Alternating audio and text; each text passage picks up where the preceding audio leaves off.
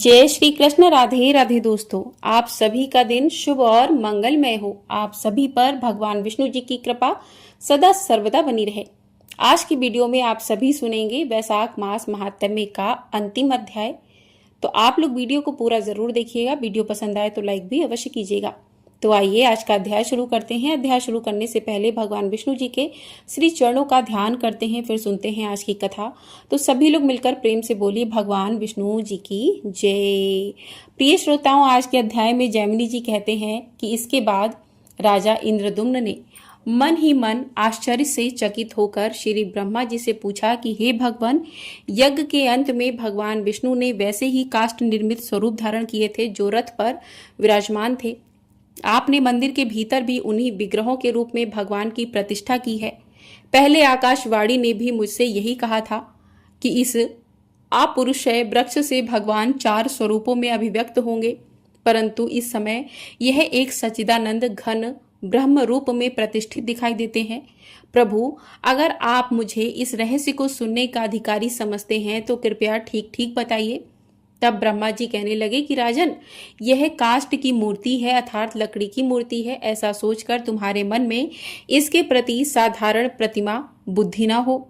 आप इन मूर्तियों को साधारण न समझें। वास्तव में यह परम ब्रह्म का स्वरूप है। जो विदारण करे या दान दे उसको दारू कहते हैं। परम ब्रह्म परमात्मा स्वभाव से ही सब दुखों का विदारण और अखंड आनंद का दान करते हैं, इसलिए उनका नाम दारू है। इस प्रकार चारों वेदों के अनुसार भगवान श्री हरि दारूमय हैं। वे जगत के सृष्टा हैं, इसलिए उन्होंने अपने को भी दारूमय स्वरूप में प्रकट कर लिया। शब्द ब्रह्म और परम ब्रह्म में कोई भी भेद नहीं है। प्रलय के समय दोनों एक ही हैं। केवल सृष्टि काल में व्यवहारिक भेद रहता है। अर्थ के अभाव में शब्द नहीं और शब्द के अभाव में अर्थ बोध नहीं होता। इसलिए चारों वेद जैसे शब्द हैं वैसे ही अर्थ भी हैं। भगवान हलधर ऋग्वेद स्वरूप है, नरसिंह जी सामवेद रूप है, सुभद्रा देवी यजुर्वेद की मूर्ति है और यह सुदर्शन चक्र अथर्ववेद का स्वरूप माना गया है। वेद 4 हैं। यह भेद दृष्टि है। अभेद दृष्टि से सभी वेद वस्तुतः एक ही है। राजन, इस प्रकार मैंने तुमसे भगवान जगन्नाथ के भेद और अभेद दोनों ही बता दिए हैं, जिससे तुम्हारे मन को संतोष हो और उसी दृष्टि से भक्ति पूर्वक भगवान की आराधना करो। भगवान सर्व रूपमय है और सर्व मंत्रमय है। जो जिस प्रकार उनकी आराधना करता है उसे वे उसी प्रकार फल देते हैं। इसी महिमा से भगवान विष्णु यहाँ प्रकट हुए हैं। जिसका जितना विश्वास है उसे उतनी ही सिद्धि मिलती है। तुम शुद्ध मन से मन, वाणी और क्रिया द्वारा यहाँ दारू विग्रह अर्थात काष्ठमय स्वरूप धारण करने वाले भगवान गोविंद की आराधना करो और इस मंत्र राज के द्वारा श्री हरि की पूजा किया करो। इस मंत्र से बढ़कर दूसरा कोई मंत्र ना हुआ है ना ही होगा। इससे पूजित होने पर भगवान विष्णु तुरंत ही प्रसन्न हो जाते हैं और भक्त वत्सल भगवान अपना परम धाम दे देते हैं। राजन, मैं तुमसे एक तत्व की बात कहता हूँ, ध्यान पूर्वक होकर सुनो। समुद्र के तट पर बट वृक्ष के मूल के समीप नीलांचल पर्वत के शिखर पर निवास करने वाले जो काष्ठमय मूर्ति के व्याज से साक्षात अमृत में परम ब्रह्म है, उनका दर्शन करके मनुष्य निश्चय ही मोक्ष को प्राप्त होता है। ब्रह्मा जी ने लोक शिक्षा के लिए राजा से यह सब कहकर पहले प्रकाश में आए हुए भगवान विष्णु के चतुर्वेद स्वरूप को प्रकट किया। रथ से उतारते समय जो 4 मूर्तियां देखी गई थीं, अब वे ही सिंहासन के ऊपर विराजमान हो गईं। यह सब लोगों ने प्रत्यक्ष देखा। इसके बाद ब्रह्मा जी ने द्वादशाक्षर मंत्र से बलभद्र जी की, पुरुष सूक्त से भगवान नारायण की, देवी सूक्त से सुभद्रा जी की तथा द्वादशाक्षर अर्थात ओम नमो भगवते वासुदेवाय नमः मंत्र से सुदर्शन चक्र की पूजा की। इसके बाद राजा पर अनुग्रह करने के लिए उन्होंने भगवान से इस प्रकार निवेदन किया कि ब्रह्मा जी बोले, भगवान, भक्तों पर अनुग्रह करने वाले देवेश्वर इंद्रदुम्न दीर्घ काल से आपकी भक्ति करते आ रहे हैं। अब आपका इन्हें दर्शन प्राप्त हुआ। भगवान, यद्यपि आपका दर्शन सायुज्य मुक्ति का कारण है, तो भी यह भक्ति योग के द्वारा आपकी पूजा करने की इच्छा रखते हैं। इसलिए प्रभु, आप इन्हें आज्ञा दीजिए जिससे यह भक्ति योग के द्वारा देश कालोचित व्रत आदि तथा तरह तरह के उपचारों से आपकी पूजा करते रहें। ब्रह्मा जी के द्वारा इस प्रकार निवेदन करने पर काष्ठ में शरीर धारण किए होने पर भी भगवान ने मुस्कुराते हुए गंभीर वाणी में कहा कि इंद्रदुम्न, मैं तुम्हारी भक्ति तथा निष्काम कर्मों से बहुत प्रसन्न हूँ। मुझ में तुम्हारी स्थिर भक्ति हो, करोड़ों का धन लगाकर जो तुमने मेरा मंदिर बनवाया है, इसके भंग हो जाने पर भी मैं इस स्थान का परित्याग नहीं करूंगा। कालांतर में भी जो कोई दूसरा पुरुष यहाँ मंदिर बनवाएगा, तुम्हारे प्रेम से उसमें भी मेरी यही स्थिति रहेगी। मंदिर भंग होने पर भी मैं इस स्थान का कभी भी त्याग नहीं करूंगा। जब तक ब्रह्मा जी का दूसरा परार्थ पूरा होगा, तब तक इस काष्ठ में विग्रह से ही मैं यहाँ निवास करूंगा। सतयुग के प्रथम ज्येष्ठ में यज्ञ का आरंभ हुआ और ज्येष्ठ की अमावस्या को मैंने अवतार लिया है। यही मेरा पवित्र जन्मदिन है। उस दिन महास्नान की विधि से प्रत्यक्षा में अधिवास पूर्वक मुझे स्नान कराना चाहिए। ऐसा करने से मैं कोटि जन्मों में उपार्जित पाप राशि का विनाश कर डालूंगा। उस दिन मेरा दर्शन करने वालों को संपूर्ण तीर्थों, यज्ञों और दानों का फल प्राप्त होगा। बट वृक्ष के उत्तर एक सर्व तीर्थ में कूप है, उसे खोदकर प्रकाश में लाओ। ज्येष्ठ की अमावस्या को प्रातः काल मुझको, बलभद्र जी को और सुभद्रा जी को उस कूप अर्थात कुएं के जल से स्नान कराकर मनुष्य मेरे लोक को प्राप्त कर लेगा। आषाढ़ मास के शुक्ला द्वितीया यदि पुष्य नक्षत्र से युक्त हो तो वह इस तीर्थ में मोक्षदायिनी मानी गई है। नक्षत्र के अभाव में भी मेरी प्रसन्नता के लिए उस तिथि को यात्रा करनी चाहिए। आषाढ़ शुक्ल पक्ष की पुष्य नक्षत्र की द्वितीय तिथि को मुझको, बलभद्र जी को, सुभद्रा जी को रथ पर बिठाकर महान उत्सव के लिए बहुत से ब्राह्मणों को तृप्त करके गुंडीचा मंडप नामक स्थान को ले जाना चाहिए, जहां पहले मैं प्रकट हुआ था। सहस्त्र अश्वमेध यज्ञ की महावेदी उस समय वही थी।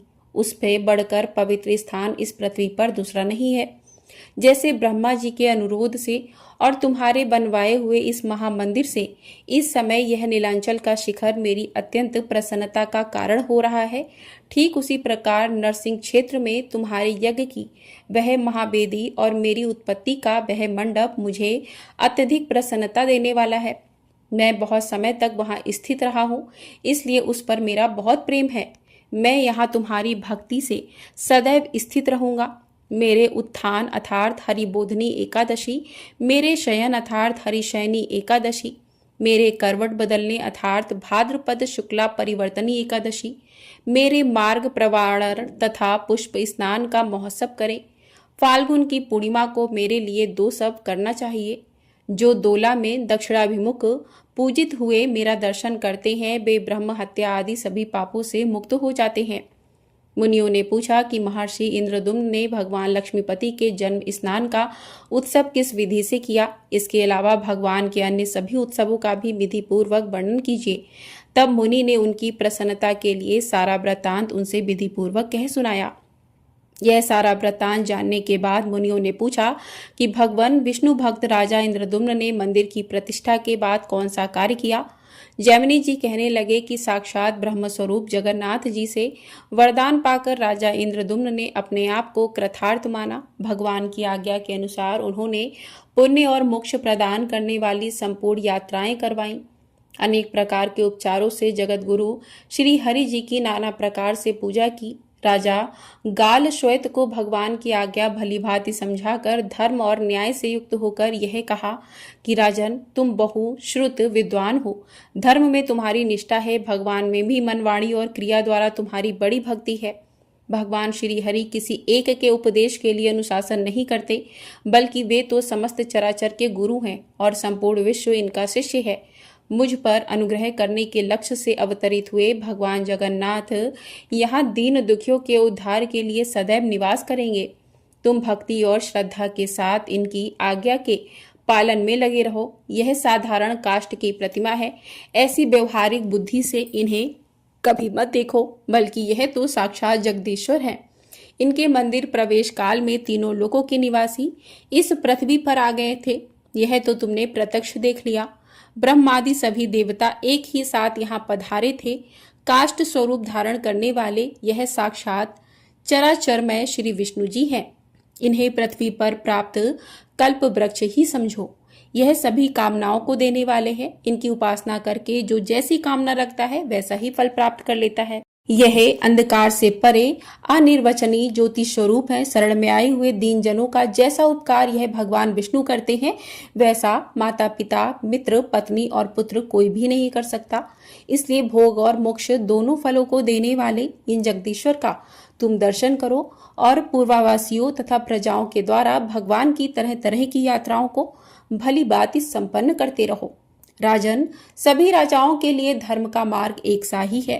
किसी पूर्व पुरुष ने उसे चलाया है और उसके पीछे होने वाले लोग उसका पालन किया करते हैं। राजन, श्रेष्ठ उपचारों और समृद्धियों द्वारा तीनों समय भगवान नरसिंह का भजन पूजन करो, इससे तुम्हें परम शांति मिलेगी। अपनी कृति की अपेक्षा दूसरे की कृति का संरक्षण करना श्रेष्ठ बताया है। जो दूसरों के दिए हुए दान की रक्षा करता है, उसके लिए वह अपने दिए हुए दान से कई बढ़कर उत्तम है। यह सुनकर राजा श्वेत ने राजा इंद्रदुम्न के आदेश को गुणयुक्त माला की तरह शिरोधार्य कर लिया। राजश्री इंद्रदुम्न भी भगवान पुरुषोत्तम को प्रसन्न करके फिर नारद जी के साथ ब्रह्मलोक चले गए। हे ब्राह्मणों, यह मैंने आपसे पुरुषोत्तम क्षेत्र के उत्तम महात्म्य का वर्णन किया है। वहां नित्य निवास करने वाले दारू ब्रह्म जगन्नाथ जी के महात्म्य को जो व्यक्ति भक्ति पूर्वक सुनता है, उसे अनेक अश्वमेध यज्ञों का फल प्राप्त होता है।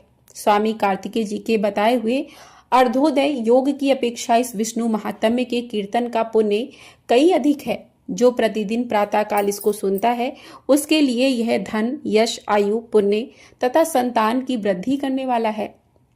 स्वर्ग में प्रतिष्ठा रूप फल देता और सभी पापों का नाश करता है। पुराण श्रवण के आरंभ में अपने वैभव के अनुसार, अपनी सामर्थ्य के अनुसार तैयारी करनी चाहिए।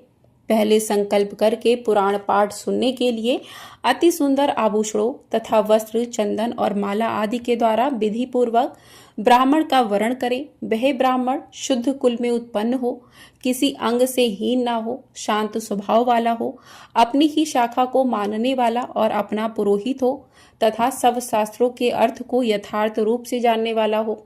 वरण किए हुए ब्राह्मण को उत्तम आसन पर बिठाकर उसके गले में माला पहना दे और मस्तक पर भी पुष्प की माला रखें। चंदन से ब्राह्मण के मस्तक पर लेप करें। उस समय वह ब्राह्मण व्यास जी के समान मान्य होता है। उन्हीं ब्राह्मण के द्वारा श्री विष्णु स्वरूप पुस्तक पर श्रीखंड, अगरू, अधिपुष्पों और नाना प्रकार के रुचिर उपचारों से व्यास पूजन कराएं। कथा सुनने के लिए आने जाने वाले लोगों के बैठने के लिए यथा योग्य आसन बनाकर रखें।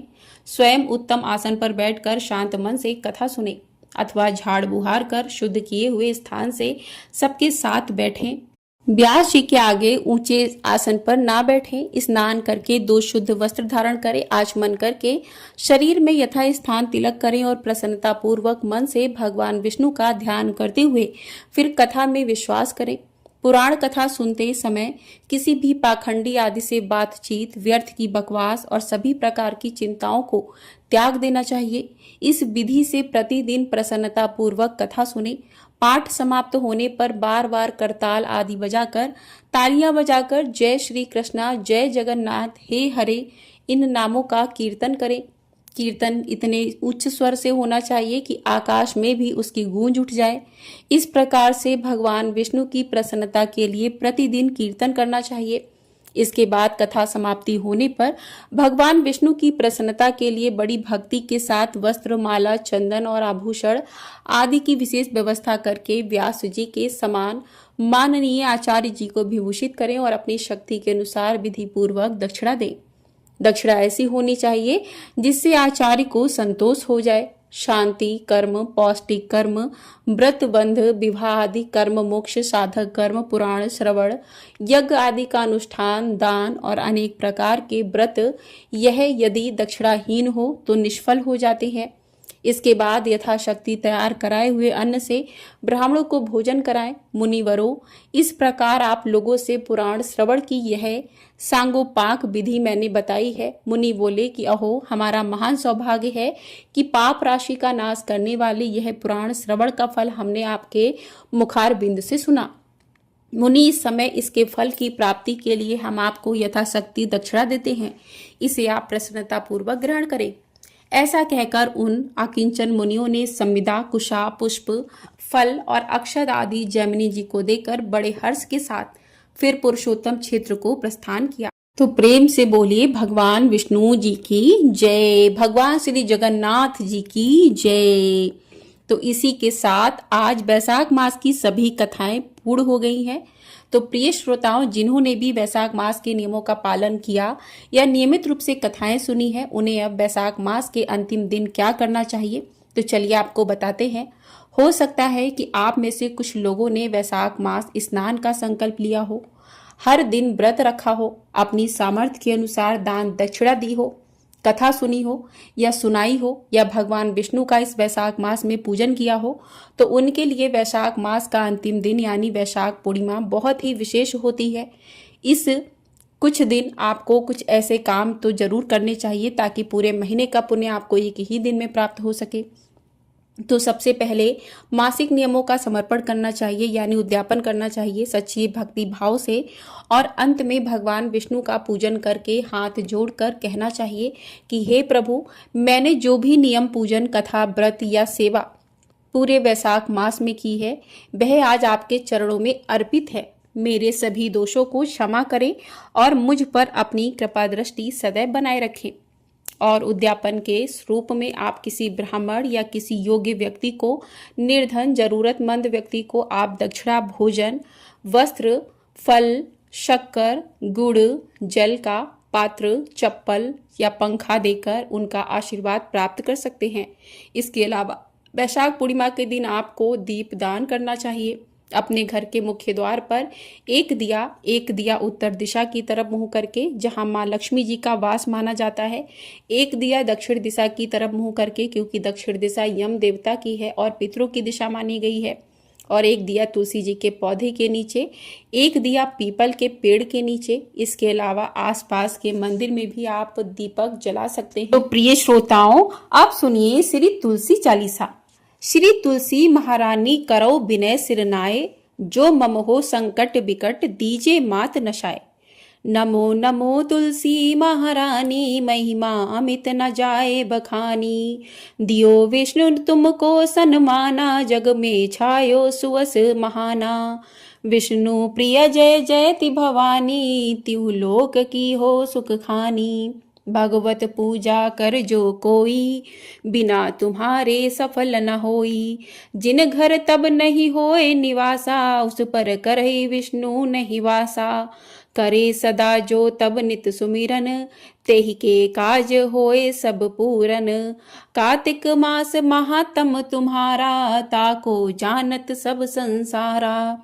तब पूजन जो करे कुंवारी, पाओ सुंदर वर सुकुमारी।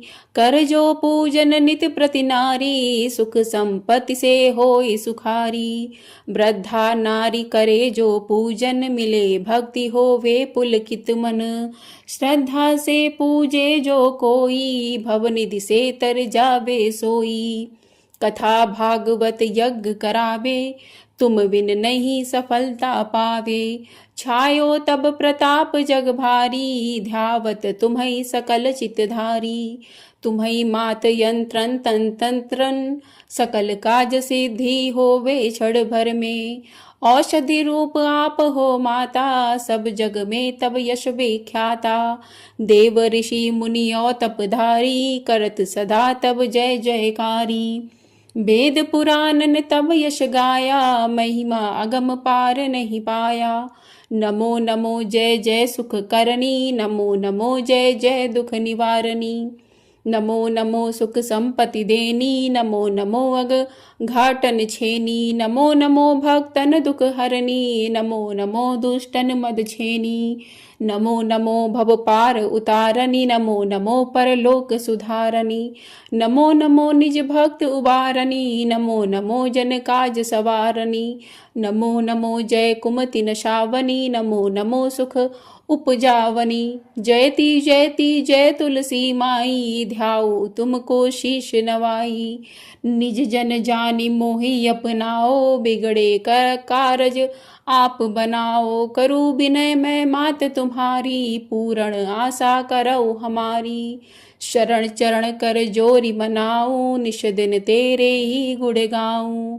कृहु मात यह सब अब मो पर दाया, निर्मल होए सकल मम काया। मंगू मात यह वर दीजे, सकल मनोरथ पूर्ण कीजे।